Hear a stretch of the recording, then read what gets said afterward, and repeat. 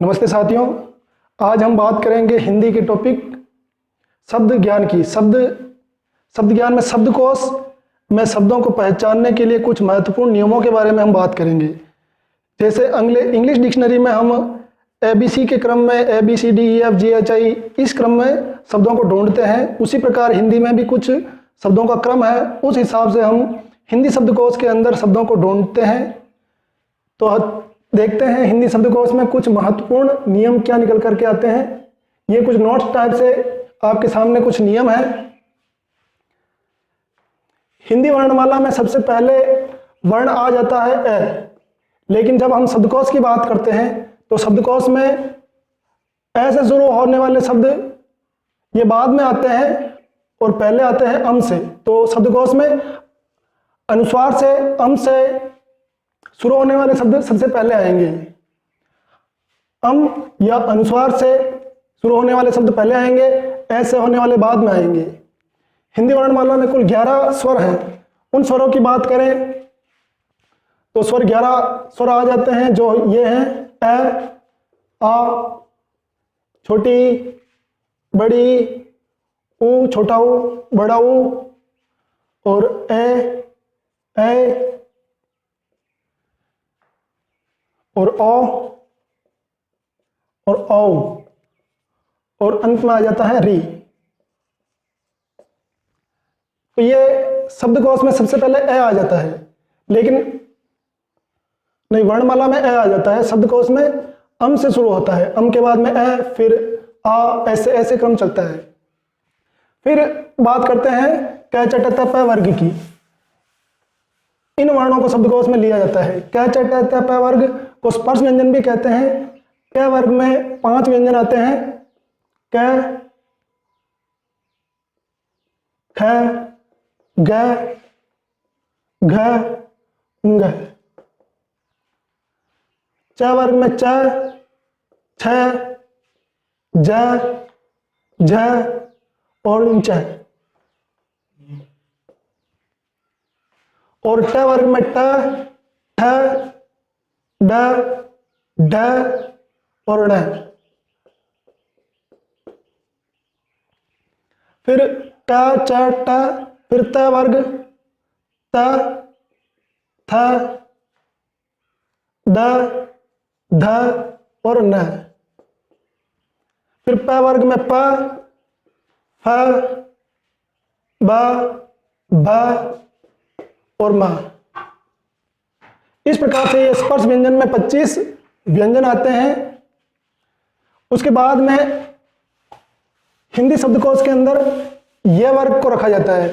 ये वर्ग के अंदर य, र, ल, व, ये वर्गों का क्रम है। ये के बाद र के बाद ल के बाद व के बाद स, तालव्य स, फिर आ जाता है मूर्धन्य स, फिर दंत्य स, और फिर आ जाता है। ये वर्गों का क्रम है शब्दकोश के अंदर। फिर हिंदी शब्दकोश के अंदर संयुक्ताक्षर नहीं आते। संयुक्ताक्षर के बजाय इनको शब्दों का, ये संयुक्ताक्षर जो है ये शब्दकोश में नहीं आते, जबकि ये वर्णमाला में तो आते हैं। शब्दकोश के अंदर इनको ढूंढने का एक तरीका है, वो तरीका है इन शब्दों का खंडन करके। जैसे क्षय, हम लिखते हैं क्षय, क्षय का खंडन होता है क और स में। क यस्वर रहित क प्लस स, क और स। फिर ये त्र, त्र आ जाता है त और र। फिर ज्ञ, ज्ञ का विखंडन करते हैं तो ज, स्वर रहित ज और च, च आता है ये। जबकि अभी प्रचलन में ज्ञ को उच्चारण, ये इसका उच्चारण ज्ञ होता है, जबकि असल में इसका विखंडन ज और च में होता है। फिर श्रय, ये श्रय हो गया श्रय। और द्य, विद्यालय का ये द्य है, तो ये द, स्वर रहित द और ये। और द्व, इस द्व का विखंडन ऐसे होगा द और व।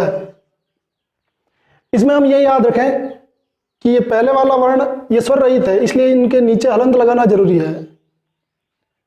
द और द, ये द और ये हो गया ध, ये इसका विखंडन हो गया। तो इस संयुक्ताक्षर, फिर उसके बाद में रेफ वाले जो शब्द हैं, रेफ वाले जो वर्ण आते हैं उनकी बात करें, जैसे ट्र, क्र, म, ब, हंग और त। इनका विखंडन करें तो ट्र को लिखा जाएगा ऐसे, ये हो गया अपना ट्र, ये हो गया क्र, क्र। इसमें क्या पूरा लिख रखा है, लेकिन उच्चारण में ये र पूरा आता है और क आधा आता है, यानी स्वर रहित क, स्वर रहित क। म, ये आधा र और ये म, और ब, द और ब, ये ब, हन। इस हन में हम ये याद रखें कि ये पहले है आएगा, हलंत है और प्लस न, और ये त ऐसे लिखा जाएगा त और त। इस प्रकार से हम शब्दों को संयुक्ताक्षर और रेफ वाले जो वर्ण हैं उनका खंडन करके शब्दकोश में उनको ढूंढ सकते हैं। फिर शब्दकोश में पंचमाक्षर जो है वो नहीं आते। पंचमाक्षर के बजाय शब्दकोश में अनुस्वार का प्रयोग किया जाता है। अनुस्वार यानी ऊपर एक बिंदी। अनुस्वार और अनुनासिक में शब्दकोश के अंदर इनको अलग अलग नहीं लिख करके सिर्फ अनुस्वार का प्रयोग करते हैं, और उसका चिन्ह ये बिंदी होता है, ऊपर एक बिंदी, इसको कहते हैं अनुस्वार। ये हो गया अनुस्वार।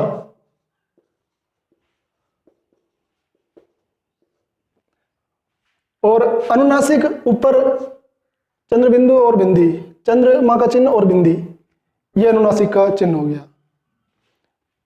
सबसे पहले अम आता है, फिर अह, ये विसर्ग का चिन्ह। अम के बाद में अह, फिर अ से शुरू होने वाले शब्द शब्दकोश में शुरू हो जाते हैं। स्वर रहित व्यंजन बाद में आते हैं, व्यंजनों के बाद में, जैसे क वर्ग है, क ख ग ग, नहीं क वर्ग है, जैसे क का क का की। तो इनमें सबसे पहले ये क आएगा, जैसे कमल, कमल और क्लम हम लिखे हैं, क्लम।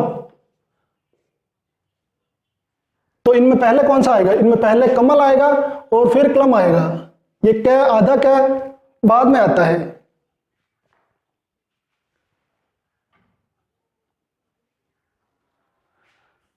स्वर रहित जो व्यंजन है वो बाद में आ जाएंगे। अब हम कुछ उदाहरणों के माध्यम से इन पर प्रैक्टिस करेंगे।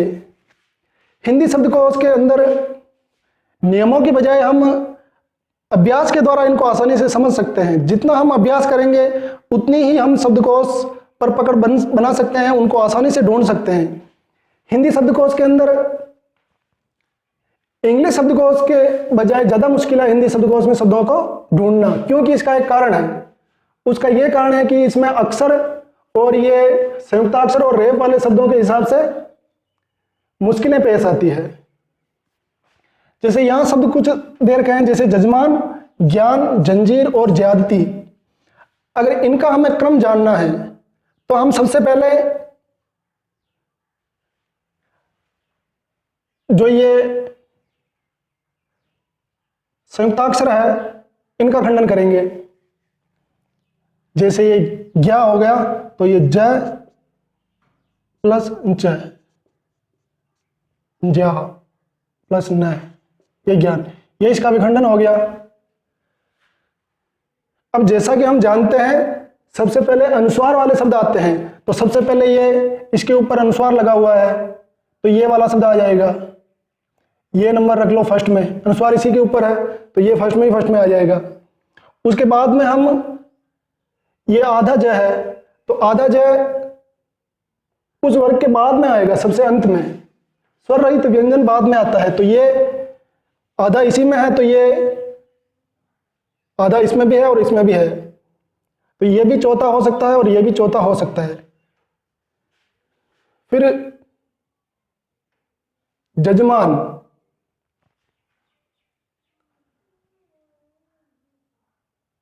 ये दोनों लास्ट में रखेंगे इनको। फिर इसके बाद यही आएगा, ये दूसरे नंबर पर आ जाएगा।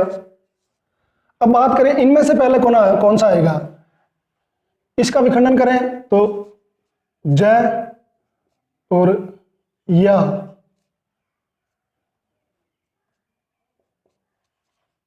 इतना खूब है। फिर लगा दो दत्ती, ये ज्यादती हो गया। अब इसमें भी ये आधा जय, इसमें भी ये आधा जय। उसके बाद में यह अंचा है और यह है, तो यह वर्ग सबसे बाद में आता है बजाय इंचा के, क्योंकि च वर्ग पहले आता है। तो ये च वर्ग का समूह है, ये इंचा है, तो ये पहले आएगा, तो ये तीसरे पायदान पर आ जाएगा और ये चौथे पे। तो इसका उत्तर हम निकाल सकते हैं पहला, दूसरा, तीसरा और चौथा। अब बात करें द्रवित, द्वादश, द्वारका और द्रव्य की, इनमें शब्दों का क्रम क्या रहेगा, तो इसमें द्र, द्वा, द्वा और द्र, आधा दय सभी में है। फिर इसमें द्र, र आ रहा है, इसमें र आ रहा है, फिर बाद में र, इसमें वाह और इसमें भी वाह और इसमें र। तो हम जानते हैं ये र लव का क्रम, यह र ल व ये क्रम है। सबसे पहले आएगा र, यह पहले आ जाएगा, ये एक नंबर हो सकता है, ये भी हो सकता है। फिर ल और व, ये दोनों बाद में आएंगे, ये दोनों बाद में आएंगे, ये भी हो सकता है पहला और ये भी हो सकता है। तो इन दोनों में देखें तो जैसे द्रवित, द्र,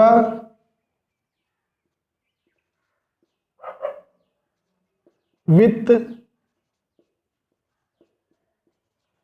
ये द्रवित का विखंडन हो गया। अब द्रव्य का देखें,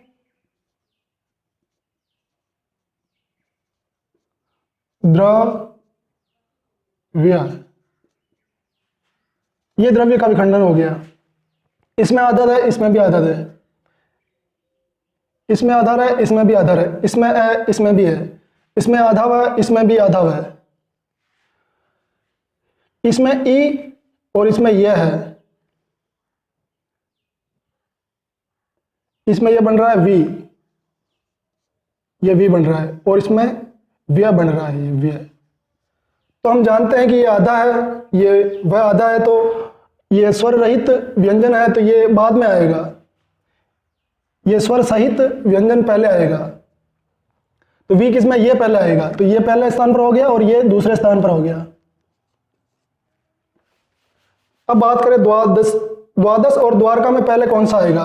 द्वादश का अगर विखंडन करें तो द्वा, ये द्वा और ये द, अ और स, ये द्वादश का विखंडन हो गया। और द्वारका का ये द्वा,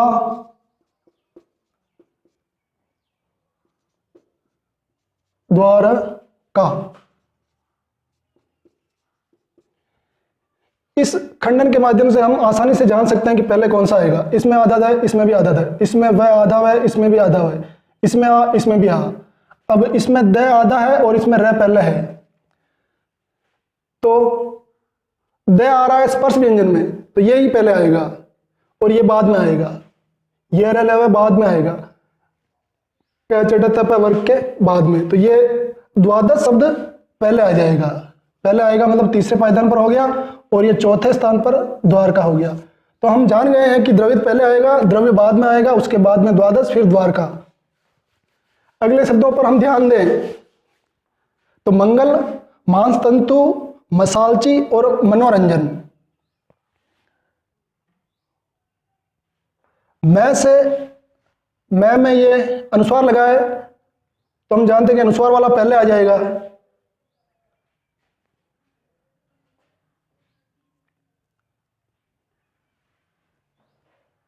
मैं से शुरू होने वाले ये मंगल, ये अनुस्वार वाला अनुस्वार लगा है, तो ये पहले आ जाएगा। फिर मैं में कौन सा शुरू आ रहा है, मैं के अंदर मसालची और मनोरम। मसालची, मैं, इसमें भी मैं, फिर सा और नौ, तो ये स्पर्श व्यंजन है तो ये पहले आ जाएगा। मनोरंजन हो गया, ये मनोरंजन आ गया दूसरे नंबर पर, मनोरंजन। फिर तीसरे नंबर पर आ जाएगा, यही आएगा मसालची, मसा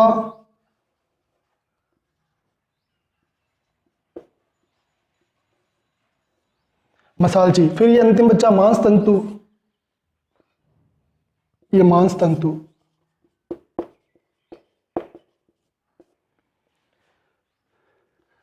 अगर अगले उदाहरणों की बात करें और इनको मिटा दें तो हमें जगह मिल जाएगी लिखने के लिए।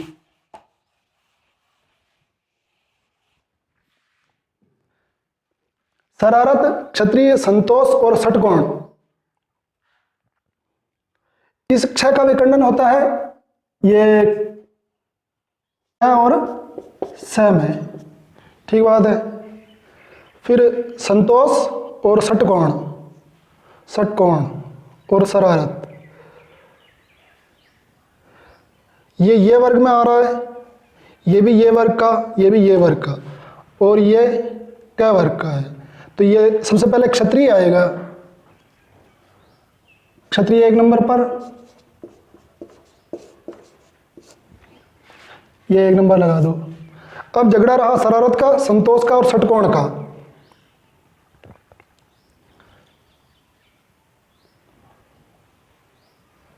ये वर्ग में ये पहले तालव्य से, ये फिर मूर्धन्य से और ये दंत से। तो इसमें ये तालव्य से ये शरारत पहले आ जाएगा। दूसरे नंबर पर ये शरारत आ गया, शरारत। इसकी ये हो गया खेल से बाहर। फिर बात रही संतोष और षटकोण की,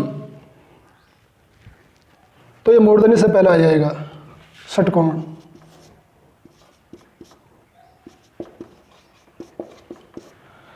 और ये चौथे नंबर पर आ जाएगा। तो हम जान गए हैं ये शरारत, क्षत्रिय, षटकोण और संतोष का क्रम। अब कुछ उदाहरणों की बात करें, नीचे लिख रखे हैं। जैसे देखो आप, तिलक, त्याग, त्रिभुज और त्वरित। तिलक स्वर रहित, स्वर सहित है, इसमें स्वर लगा हुआ है तय में, और इसमें नहीं लगा हुआ है, इसमें लगा हुआ है, इसमें भी नहीं लगा हुआ है। तो ये दोनों पहले आने के पूरे चांसेस है। ये भी एक नंबर पे हो सकता है, ये भी हो सकता है। और तिलक, तिलक का विखंडन करें तो त्रि, त्रि के अंदर ये त्रि में है साथियों त, र और ई। तो ये स्वर इसमें लगा हुआ है, री में, तय में नहीं लगा हुआ है। तो ये भी बाद में आएगा, सबसे पहले तिलक ही आएगा, क्योंकि तिलक स्वर सहित है। ये तिलक, तिलक पहले लगा देंगे, एक नंबर पर लगा देंगे। फिर झगड़ा रहा त्याग का, त्रिभुज का और त्वरित का।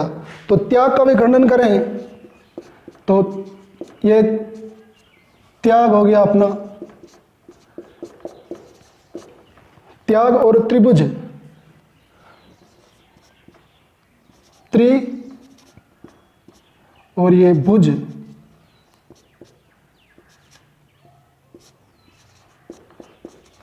ये त्रिभुज। और त्वरित,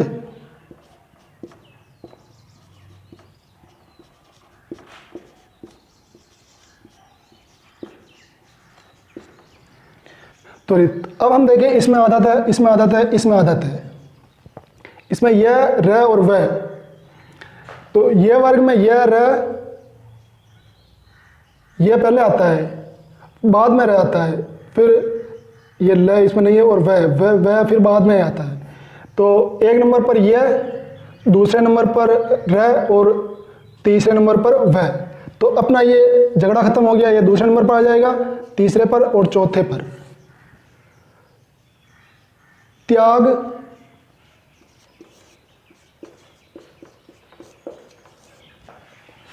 और त्रिभुज, त्रिभुज, और चौथे पर त्वरित। त्वरित। तो ये साथियों आज का अपना सेशन खत्म हुआ। अगर कोई डाउट हो तो कमेंट में शेयर करें, हम आपको इसका रिप्लाई करने के लिए तत्पर रहेंगे। आप पूरी कोशिश करेंगे कि आपकी शंका का समाधान करें। स्वस्थ रहें, मस्त रहें, देश के विकास में अपना सहयोग दें। जय हिंद।